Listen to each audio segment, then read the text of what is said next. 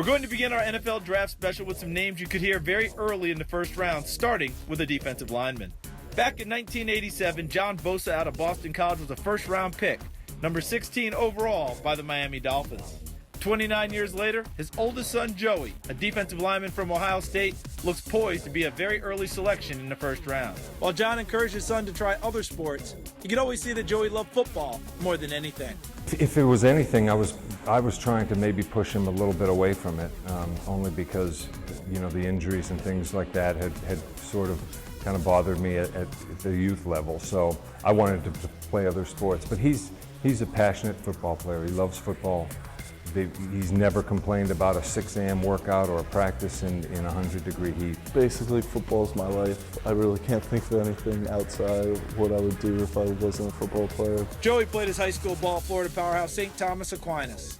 He was an absolute terror on the defensive line, and he was versatile enough to play almost any position. I have a combination of speed and quickness, but I also have the size and the strength, so that's really most of the times you only see a smaller, really quick guy, or you see a big, strong guy who's not that quick, but I think I have a good combination of both.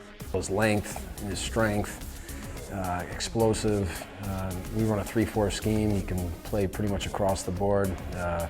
Tackle nose or end, which is sometimes you're in a 1, sometimes you're in a 3, sometimes you're in a 5, sometimes you're in a 7, and he can play them all. Football-wise, he grew into his frame a lot like I did a little bit later, but obviously he's just exploded the last couple of years with working out. But he was always, tall and lean and athletic. Joey's one of those guys you sometimes have to tell him to get out of the weight room, because after our 2-hour weight room, he'll still be up there working out.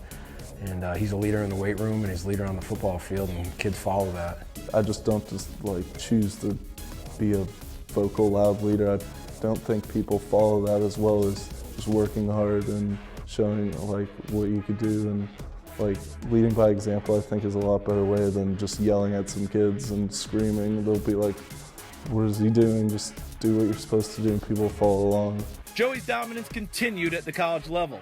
He was a 2-time All-American for Ohio State, and he helped the Buckeyes win the national championship in his sophomore year. Teams like Dallas at 4, Baltimore at 6, and Tampa Bay at 9 are all looking for defensive line help. So it's highly likely Bosa goes somewhere in the top 10. And don't rule out Tennessee still considering him at number 1.